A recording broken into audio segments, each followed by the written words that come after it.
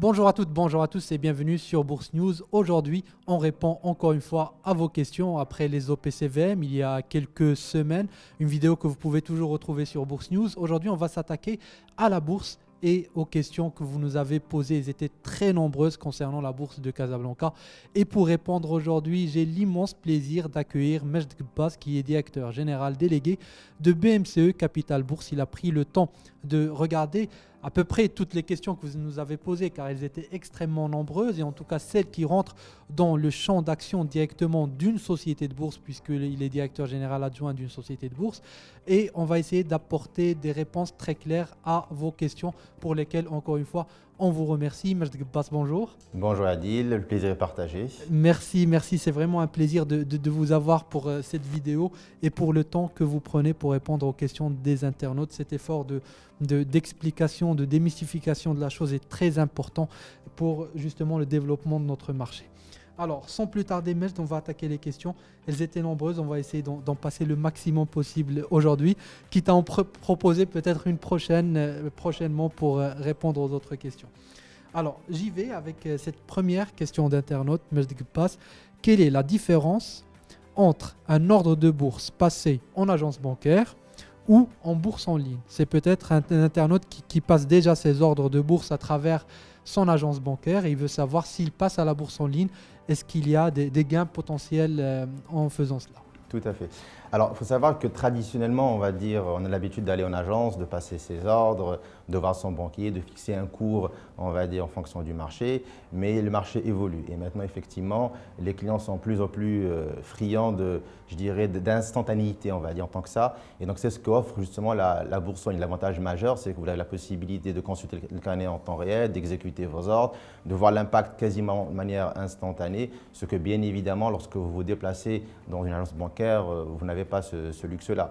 Il faut savoir que même les banques, on va dire, se sont modernisées et offrent aussi le service, entre guillemets, de bourse en ligne directement sur leur portail web. BOA, par exemple, offre aussi à ses clients. Un client de la banque peut transiger ou peut négocier sur le marché action directement sur son compte web, ou bien évidemment, il peut toujours ouvrir un compte intermédiation auprès d'une société de bourse pour pouvoir justement avoir accès au service web. Donc, en termes de rapidité, d'exécution, mais aussi d'information, c'est bien évidemment beaucoup plus pratique, on va dire, de passer par un service web. En termes de coût, c'est la même chose? En termes de coût, il faut dire que lorsque vous allez, on en peut-être tout à l'heure, lorsque vous allez à une société de bourse, le coût en termes de transaction, ça reste toujours une négociation entre le client et l'intermédiaire en fonction des volumes qui sont transigés, en fonction de la relation et autres. Donc c'est vraiment quelque chose qui reste assez discrétionnaire. Au niveau de l'agence, j'imagine que c'est des barèmes qui sont appliqués de manière, je dirais, générale à l'ensemble des clients. Peut-être que c'est à ce niveau-là où on peut effectivement avoir peut-être des coûts plus intéressants si on est notamment un grand boursicoteur, même si le terme est un peu péjoratif, à bénéficier d'un coût un peu plus inférieur que celui en banque classique. Cet internaute nous demande, je n'arrive pas toujours à comprendre les recommandations des sociétés de bourse, peut-être une terminologie un peu technique dans les recommandations, et surtout leur timing de publication. Pourquoi, j'imagine, j'extrapole la question, pourquoi c'est publié à telle période de l'année? On voit une inflation des recommandations, puis ça se calme un peu, puis ça revient. Et puis les cours cibles, là aussi, comment c'est défini? En gros, ça nous permettra de passer en revue les recommandations des sociétés de bourse, que vous pouvez nous en parler. Très bien, c'est une question qui est assez intéressante et je comprends tout à fait la question comme elle est posée. Il faut savoir que les sociétés de bourse, ou plus précisément les bureaux d'analyse et de recherche, publient des notes soit lorsqu'il y a un événement majeur qui vient changer un peu la structure, la société, la physionomie, la stratégie, donc c'est normal de pouvoir publier pour communiquer dessus, soit lors de la publication des résultats annuels, voire semestriels, pour réajuster un petit peu leur cours cible. Il faut dire que la recommandation d'une société de bourse ou d'un bureau d'analyse et de recherche, c'est une recommandation qui est faite à l'instant T. Donc la valeur évolue dans le temps. Bien évidemment, on ne peut pas publier à chaque fois, tous les jours, sur une recommandation. Donc c'est des choses qui sont un peu périodiques. Maintenant, effectivement, lorsqu'on regarde un peu les recommandations, ce qui est intéressant, vraiment, le conseil que je pourrais donner, c'est de voir la dynamique qui a lieu. C'est-à-dire qu'une valeur qui était recommandée à l'achat, elle est devenue à la vente ou inversement. Donc, c'est la dynamique qu'il faut voir, c'est le premier élément qu'il faut analyser. Après, il faut analyser aussi les triggers qui ont fait que la société a décidé de publier une note. Qu'est-ce qui a changé pour qu'elle revoie sa valorisation? Ça, c'est très important. Et voir comment ces triggers-là se matérialisent dans le temps. Hein. C'est important. Et l'autre élément aussi, il y a beaucoup de sociétés qui publient sur les valeurs. Donc l'intérêt, c'est justement de benchmarker, de voir est-ce qu'il y a un consensus marché. Donc si vous voyez que tous les bureaux de recherche sont à l'achat, bon, forcément c'est une valeur qu'il faut acheter. S'ils sont tous à la vente, bah, forcément il faut alléger ses positions. Donc ça c'est aussi important. Mais pour dire que le cours cible en soi n'est pas un élément. Ce n'est pas parce que la société va publier un cours à un niveau qu'il faut absolument que le cours atteigne ce niveau-là. Voilà, c'est juste une indication, une appréciation, sachant que le cours cible, on le voit très bien, des fois, toutes les sociétés, lorsqu'elles publient, elles n'ont pas le même cours cible. Pourquoi? Parce qu'il y a des éléments qui sont discrétionnaires, qui sont subjectifs, qui font que peut-être une va avoir un cours cible inférieur à l'autre, mais ça ne veut pas dire qu'il y a une qui a raison, une qui a tort. Totalement pas. Donc, garder à l'esprit le consensus et la dynamique de la publication. C'est ce qu'il faut retenir lorsqu'on regarde un peu les… Très bien, c'est très clair. D'ailleurs, on le voit un peu sur les réseaux sociaux, dans les commentaires des personnes physiques notamment. Ils donnent beaucoup plus d'importance aux cours cibles qu'aux autres éléments que vous venez de nous expliquer. Vous avez raison d'en parler. Alors, une autre question, Majd Bass, très bien posée, très facile à énoncer. Quels sont les critères fondamentaux pour choisir des actions? Alors effectivement, c'est une question qui est directe. Alors la réponse est tout aussi directe. C'est-à-dire que lorsque vous achetez ou vous choisissez une action, le plus important, c'est la capacité de la société à générer du cash, du profit. De manière très simple. Après, bien évidemment, lorsqu'on analyse les choses d'un peu plus profondément, alors il y a des éléments qu'on peut dire, des critères qui sont intrinsèques, liés à la valeur même. On va citer par exemple la structure bilancielle, est-ce qu'elle est saine?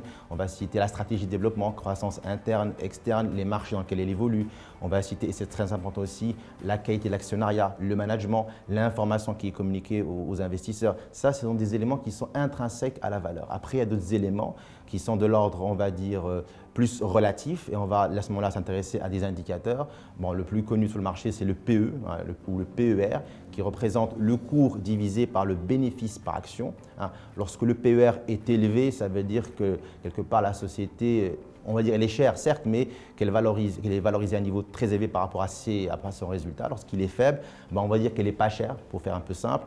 Voilà. Il y a le PE, mais il y a aussi le dividende, un élément qui est très important, qui est même prépondérant, on va dire, pour ce qui est du marché marocain. Le dividende, c'est la capacité de la société à distribuer un dividende. Et généralement, il est comparé par rapport à un niveau de taux. On va dire le 10 ans, par exemple, on voit est-ce que la société distribue plus ou moins le 10 ans. Forcément, ces mots-là. Après, il y a d'autres éléments, et je pense l'élément qui en tant que professionnel, qu'on regarde aussi beaucoup, c'est la croissance du BPA. C'est la possibilité, parce qu'on peut avoir un PE élevé à l'instant T, comme je le disais, la dynamique, il faut toujours voir la dynamique. Il peut être un peu élevé à l'instant T cette année-là, mais divisé par 2 dans 2-3 ans. Donc on voit qu'il y a de la croissance. Et pourquoi elle est divisée? Parce que le BPA croît, donc mécaniquement, elle crée de la valeur. Donc la croissance du BPA, c'est un élément très important qu'il faut regarder, même si effectivement, on est plus focus PE, dividende, mais on ne voit pas la croissance du BPA. Après, bien évidemment, il y a d'autres éléments qui sont extrinsèques, on va dire le contexte marché. Est-ce que c'est une valeur de croissance, un secteur de croissance, une valeur résiliente, une valeur défensive? Mais ça rentre dans une stratégie de placement de manière générale. Et on passe donc à la prochaine. On est en train d'enchaîner très vite. Merci pour vos explications très claires et efficaces. Alors, une question un peu piège. Je ne sais pas quel secteur choisir actuellement à la Bourse de Casablanca, surtout après la hausse qu'on a connue depuis mars dernier. Y a-t-il encore du potentiel et quels sont les secteurs qui vous paraissent intéressants? Bon, c'est une question un peu, je dirais pas piège, mais difficile, mais incontournable. Parce qu'effectivement, quand on s'intéresse à la bourse, on va la poser, on y arrive. Alors, il faut savoir que si on se place d'un point de vue purement fondamental, même ce Capital Global Research a émis récemment une note un peu sur son forecast 2021 où elle estime que la croissance de la masse bénéficiaire pour 2021 est autour de 12,9%, bon, étant 13% de manière générale. Là, nous sommes à plus 10. Donc, vous voyez que le potentiel, fondamentalement parlant, il est 3 à 3%, quoi. On est autour de 3%, donc on se pose des questions. Est-ce qu'on y va, on tempère un peu, on essaie de voir les choses. L'autre élément, c'est le consensus marché. Lui aussi, il parle de 12 à 13, voire 15%. Donc on a déjà écumé, on va dire, les 2/3 ou les 3/4 de la performance. Et je comprends tout à fait la question qui est posée, que même nous, en tant que professionnels, on se la pose. Parce qu'effectivement, nous sommes dans une année de reprise économique, après une année 2020, somme toute, assez difficile pour tous, à plusieurs niveaux. Maintenant, effectivement, si on se replace dans ce contexte-là, on est dans un cycle de croissance, donc forcément, on va privilégier, on va dire de manière générale, plutôt les secteurs cycliques, alors qu'en 2020, on était plus dans des secteurs, je dirais, non cycliques ou défensifs. Donc, effectivement, la croissance devrait aller là. Maintenant, est-ce qu'il y a un secteur à privilégier ou pas? Moi, quand on est dans une phase de croissance et que nous avons déjà une reprise qui se matérialise, en fait, on va beaucoup plus privilégier les histoires, les valeurs, beaucoup plus que le secteur. Donc, on va voir la valeur. Est-ce que, justement, comme je le rappelais tout à l'heure, est-ce qu'elle a un plan de développement ambitieux? Est-ce qu'elle a de la croissance interne, externe? Qu'est-ce qu'elle fait dans une économie qui redémarre? C'est ce que je vais privilégier. Parce qu'au début, effectivement, il y a 6 mois, j'aurais peut-être dit on fait du cyclique, c'est normal parce qu'on anticipe le cycle.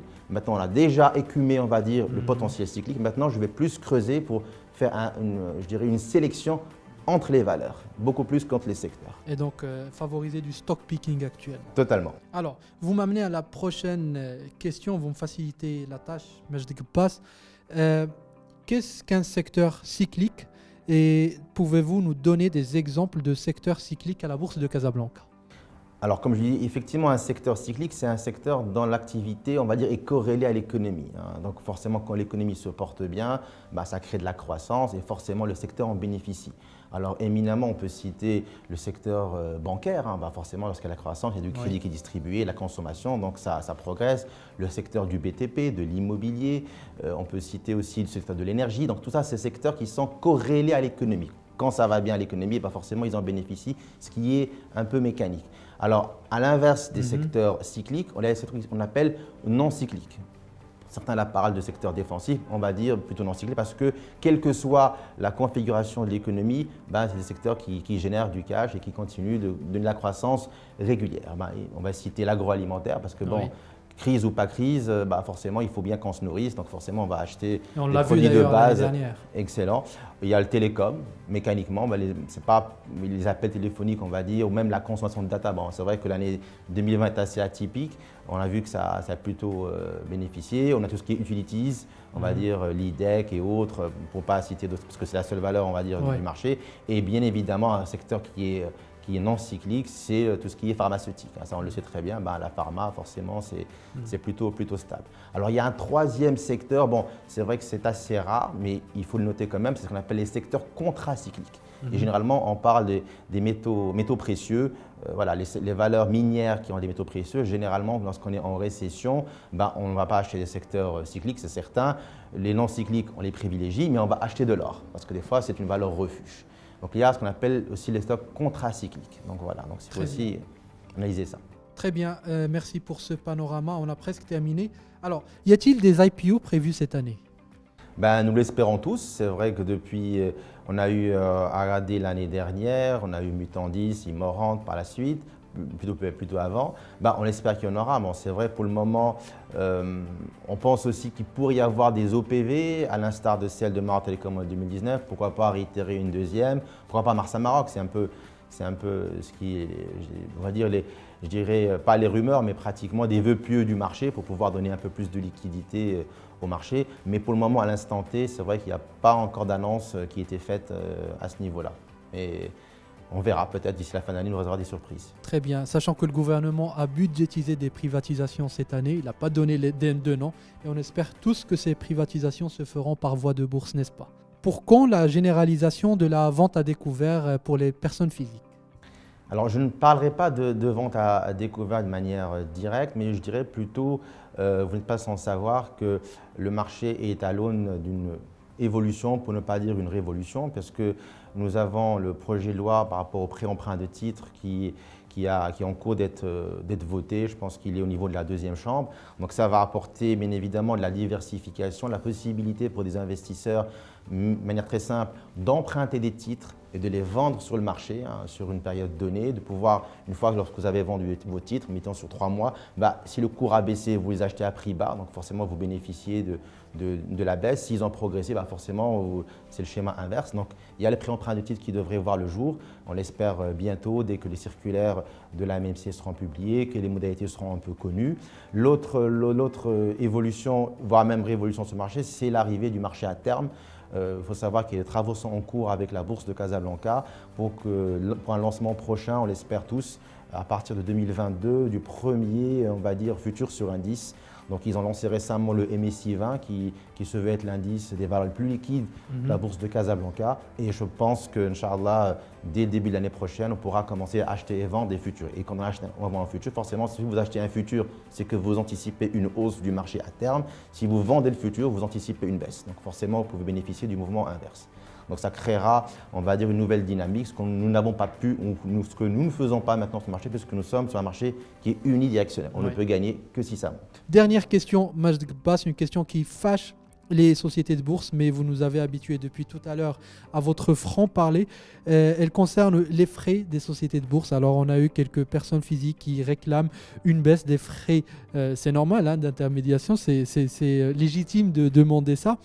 Alors, je vous demanderai la question différemment. À votre avis, et en tout cas à votre niveau, quels sont les prérequis pour que aujourd'hui les sociétés de bourse marocaines abaissent leurs frais de transaction pour les personnes physiques en particulier? Bon, ce n'est pas une question qui fâche, c'est une question que je comprends tout à fait. Même moi, en tant qu'investisseur, on va dire, au consommateur, je peux comprendre cet intérêt ou plutôt ce questionnement. Alors, il faut savoir que les frais sont éminemment liés à la volumétrie parce qu'il y a un équilibre financier qu'il faut assurer pour les sociétés de bourse de manière générale. Et forcément, lorsque la volumétrie progressera, les sociétés seront amenées à peut-être faire un effort commercial et baisser leurs frais. Et sachant que les frais de bourse, il y a à la fois le fameux 0,10 qui est la commission qui est servie à la bourse de Casablanca, plus la commission qui est servie, à l'intermédiaire.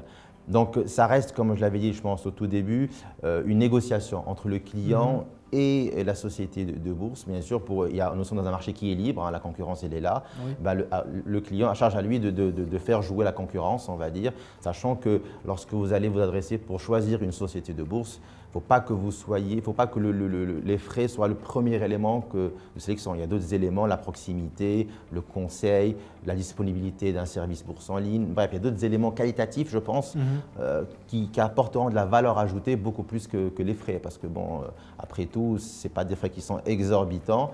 Ils ne sont peut-être pas les plus bas quand on compare par rapport à un benchmark mondial, c'est vrai, mais aussi il faut retracer les choses dans leur contexte en termes de liquidité, de volumétrie. Ce n'est pas la même chose qu'on a sur d'autres marchés et que les clients forcément comparent, et ce que je peux comprendre. Très bien. Et le conseil donc de Majd Bass, c'est de faire jouer la concurrence et voir qu'est-ce que vous pouvez obtenir sur le marché. Majd Bass, merci. Merci. Je rappelle que vous êtes directeur général adjoint de BMCE Capital Bourse. Merci d'avoir pris le temps de répondre aux questions des internautes et d'avoir fait cet effort d'éducation financière. Encore une fois, merci. Merci Adi, à la prochaine j'espère.